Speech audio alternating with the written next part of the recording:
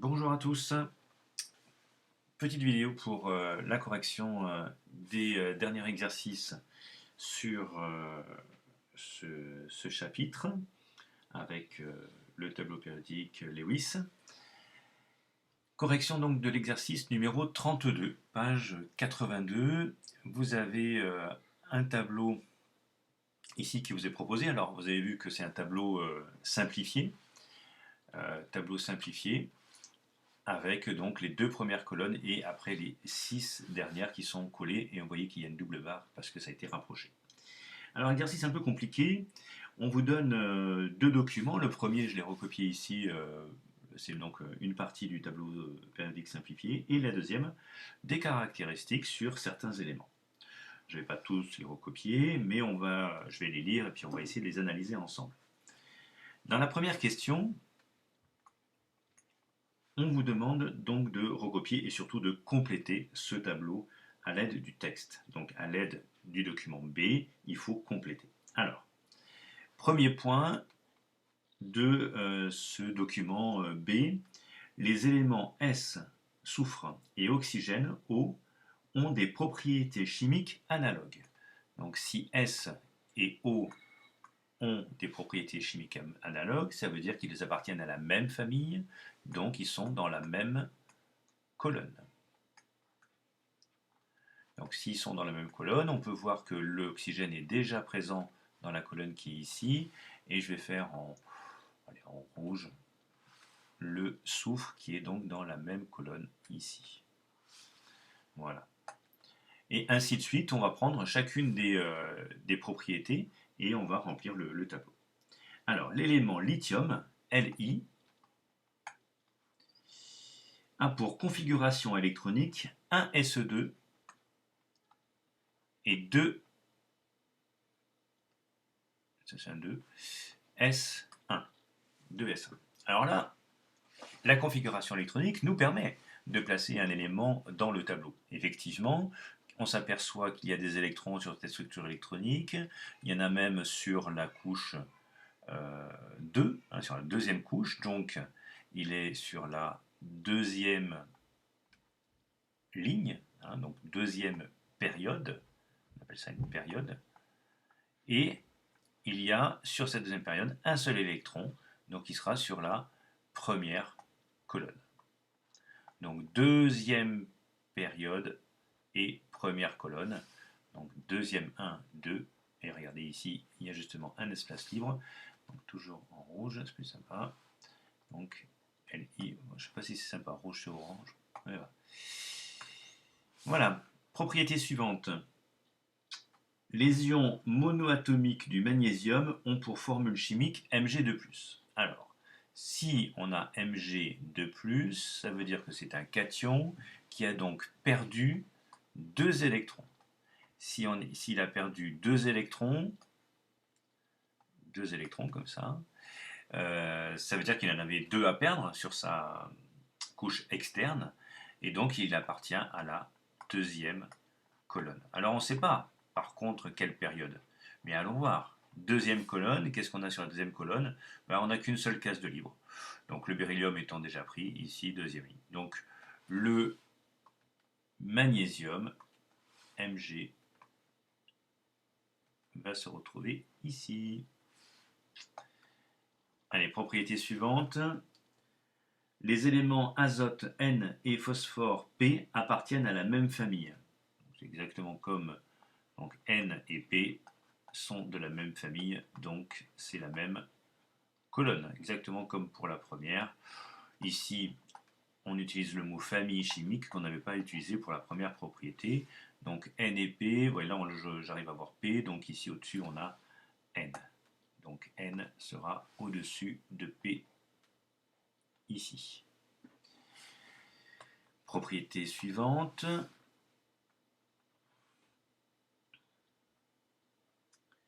Un atome de chlore forme facilement l'ion Cl-.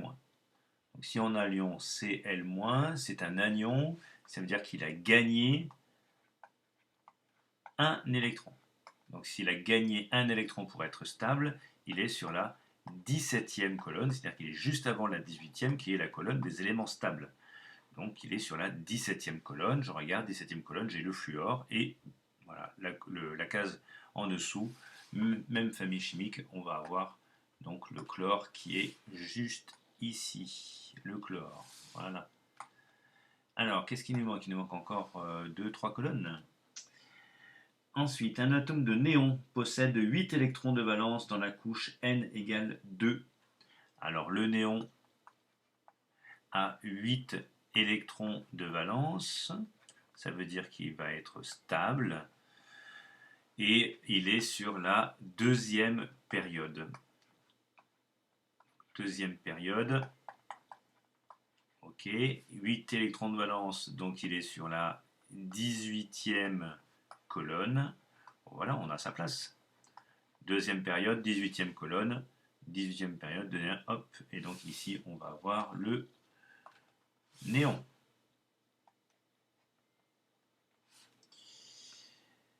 Un atome d'aluminium possède 3 électrons de valence. Bon, bah, l'aluminium, s'il a 3 électrons de valence, il va appartenir à la troisième colonne, tout simplement. Alors, troisième colonne qui est la numéro 13. Hein. Donc, troisième colonne qui est la numéro 13. C'est comme ici, 18e colonne. Donc, effectivement, il y a une place dans la 13e colonne, si vous voulez. Et ça, c'est l'aluminium. Et enfin, dernière propriété, l'élément argon, Ar, est un gaz noble. Donc, il est sur la 18e période. Et évidemment, la dernière place, c'est ici, l'argon. Voilà pour cette première question. Donc, c'est un peu long. Deuxième question. On va la corriger là. Ah, j'ai pris le rouge. Bon, pourquoi pas. Deuxième question. Pourquoi la première période du tableau périodique ne comporte-t-elle que 2 éléments? Eh bien, parce que 2 éléments. Pourquoi 2 éléments? Moi, j'allais dire que c'est la règle du duet. Tout simplement aussi, on peut l'expliquer autrement. On peut dire que dans la première période, la période n égale 1, on n'a qu'une seule sous-couche, la sous-couche 1s, et qu'au maximum, il y a 2 électrons, donc 2 éléments. Donc 1s2 pour expliquer 2 éléments sur la première période. Et enfin, troisième question pour cet exercice numéro 32. Nommer les ions monoatomiques formés par les atomes de symbole Na et F.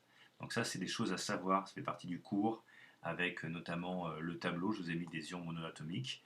Donc Na va devenir l'ion Na+, de formule Na+, et ça c'est l'ion sodium. Voilà, donc là c'est de la connaissance. L'ion sodium. Et ensuite on a F. Donc F va donner l'ion de formule F-, qui est l'ion fluorure. Ça, c'est de la connaissance, tout simplement. Ok? Fluorure. Voilà, pour l'exercice 32. Je vous ai donné également l'exercice 39. Exercice 39, je vais vous partager un tableau blanc.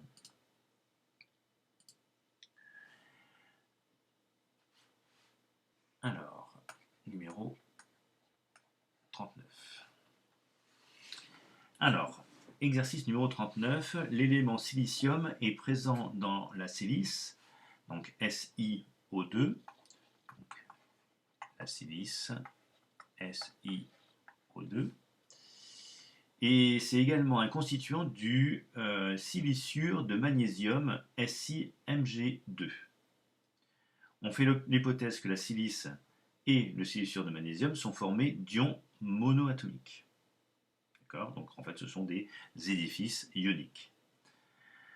Alors, première question, déjà déterminer le nombre d'électrons de valence de l'atome de silicium. Donc l'atome de silicium, on vous donne sa structure électronique, c'est 1s2, 2s2, 2p6, 3s2 et 3p2. Donc les électrons de valence, c'est ceux qui appartiennent à la couche externe, qu'on appelle la couche de valence. Et je prends toutes les sous-couches qui commencent par 3. Et là, je vois qu'il y a 2 et 2, 4. Donc 4 électrons de valence. Voilà pour la première question. Deuxième question. Déterminer la position de l'élément silicium dans le tableau périodique. Eh bien, on peut voir ici que la troisième couche est remplie, donc il sera sur la troisième période. Et il a 4 électrons de valence. Hop. Et avec les 4 électrons de valence, il sera donc sur la quatrième colonne. Alors les colonnes, c'est 1, 2, 13, 14. Voilà, donc il sera dans la colonne 14. 14e colonne, le silicium. Question numéro 3. Alors 3A. Écrire la formule chimique de l'ion oxyde. Alors l'ion oxyde, on l'a déjà fait, mais l'ion oxyde, on vous dit dans les données que pour l'oxygène, on est sur la deuxième période et surtout sur la 16e colonne. 16e colonne. Donc si on est sur la 16e colonne, il lui manque 2 électrons pour aller jusqu'à la 18e.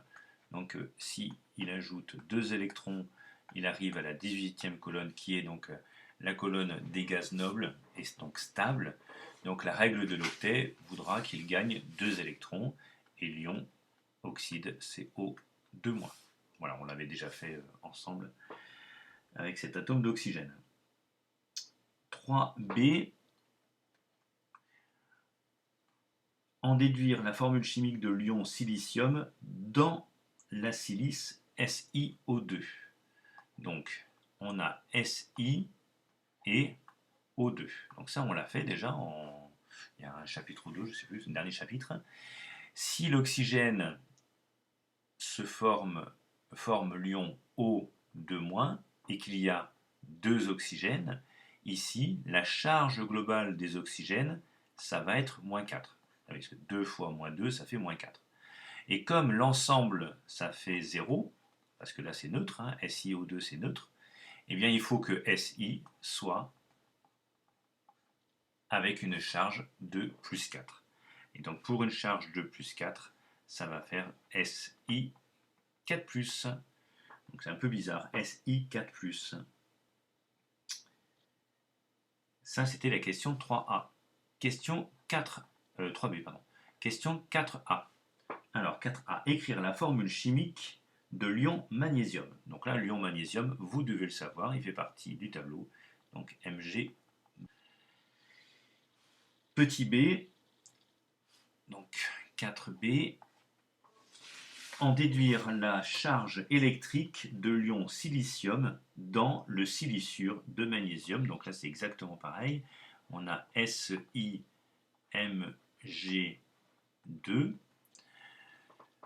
Le magnésium a une charge de 2+, et il y en a 2, donc ici je serai à +4. Donc le silicium, pour que ça fasse 0, il faudra qu'il soit avec une charge globale de -4. Donc l'ion aura la forme Si4-. Vous voyez, 4+, 4-.